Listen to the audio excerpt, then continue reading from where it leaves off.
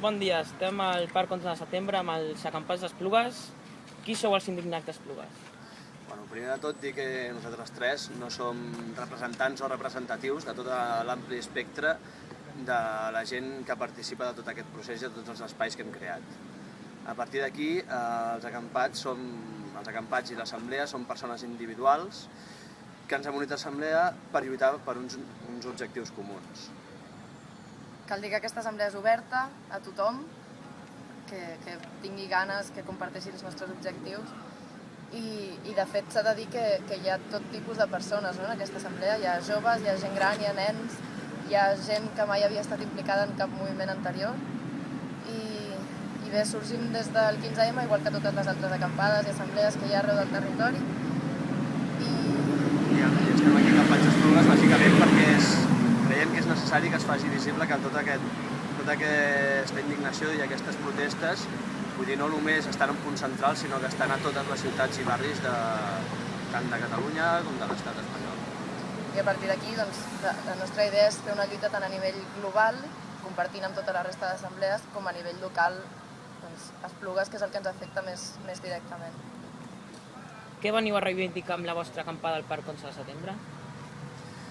De fet, és un punt per fer visible tota la indignació, no és més que això, és un punt que pretén iniciar una organització, iniciar la creació d'alternatives, iniciar la materialització d'aquestes reivindicacions. És a dir, no és un punt on vulguem estar permanentment, és un lloc on s'està vertebrant tot aquest moviment. Ara mateix ja s'han fet diverses comissions on tracten diferents temàtiques, des del model social, des del model econòmic, des del model de participació que volem, que és realment una democràcia real i oberta a tothom. Hi ha comissions de comunicació i intentem organitzar-nos en grups de treball. Tot això ha sortit arrel d'estar acampats, perquè crees un espai que permet créixer i organitzar-te. A banda de la difusió que suposa, que és un punt visible des d'on arribar al màxim de gent possible. I a part també el que és arribar al poble, que ho està passant malament, que no justament ara ho està passant malament, sinó amb el temps ho seguirà passant, i pràcticament és que cadascú lluiti pel que són les seves drets, que és el que On penseu que ens durà la vostra acció? Quins són els objectius? Molt bé, objectius, a veure, objectius n'hi ha molts, però tots estan englobats en temàtiques generals, és a dir, tots es fan visibles al manifest de mínims que va publicar Camp de Barcelona, que nosaltres aquí hem debatut i hem aprovat i de fet hem modificat alguns altres que encara hem de fer públics perquè estan en constant avaluació i debat. Tots, de fet, es resumeixen en frenar les retallades que està havent i intentar incrementar tots els drets socials que estan recollits a la Constitució, a la Declaració de Drets Humans, que ara mateix estan veient minvats, estan veient atacats i no creiem que això sigui el camí que hem de seguir per sortir d'aquesta crisi que diuen. Potser un resum seria això, que demanem una democràcia real i participativa i una gestió econòmica que prioritzi les persones abans que els grans capitals, els banquers i els polítics, que és el que està passant fins ara. I demanem una vivenda, feina... Sanitat pública de qualitat... O sigui, partint de la base que els polítics ja que fan la seva feina de la feina. Esteu vinculats a altres acampades, com pot ser la de Plaça Catalunya? Sí, com acabem de dir, estem en constant contacte amb l'acampada de Barcelona, amb l'acampada de Sol, també rebem informacions i propostes d'acampades a nivell europeu.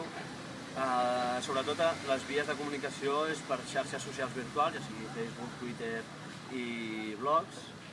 També tenim punts de reunió periòdica,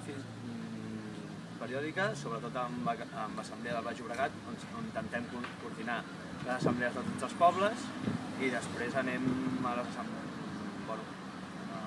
itinerant per diversos pobles en els diferents actes que van fent. Per tant, ens anem veient constantment i seguim.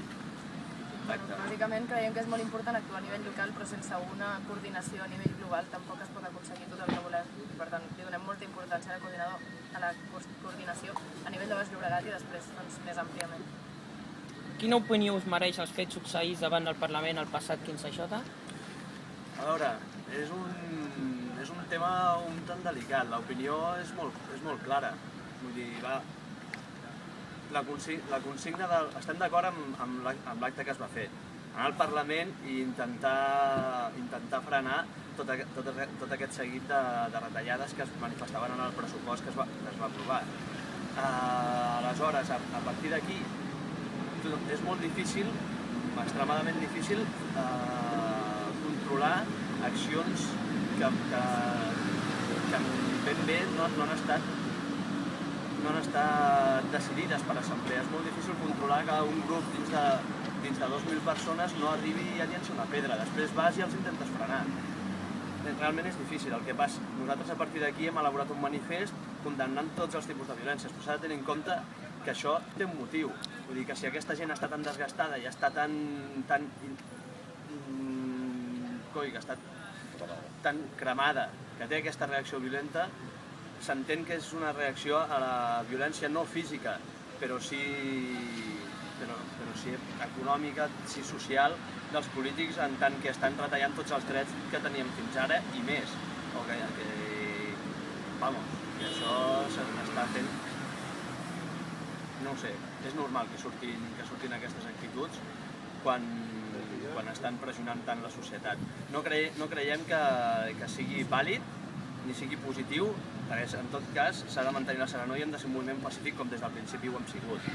A partir d'aquí, intentar que la resta d'accions que fem no es donin aquests episodis i recordar sobretot que les minories violentes s'aturen en majories pacífiques i que si volem que aquest moviment segueixi sent pacífic, el que hem de fer és que tot aquell que estigui indignat i que tingui un mínim motiu per estar-ho, que surti al carrer, que faci sentir la seva veu sempre de forma pacífica. Pràcticament el que és una manifestació en grans masses, sempre hi ha 4 que la lien. Per tant, jo estic d'acord amb ell que nosaltres tenim que pràcticament a les nostres idees que és el anar al diàleg. El diàleg i el fer el bé. El fer bé vol dir cap tipus de violència i cap tipus de res. Sobretot la història també... No, sobretot la història és evitar centrar-se en confrontacions personals i centrar el debat i tota la força i l'energia amb els continguts i amb les reivindicacions que tenim i amb la proposta d'alternatives. Això és el que s'ha de seguir fent. Bé, i el diumenge tenim l'altra acció.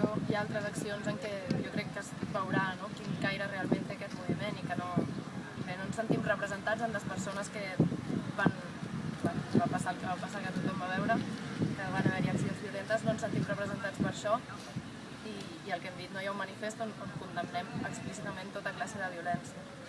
I a partir d'aquí hem de seguir treballant perquè no torni a passar. Què li direu als que opinen que sou el sistema de sempre? Que vingui una assemblea i miri la gent que som.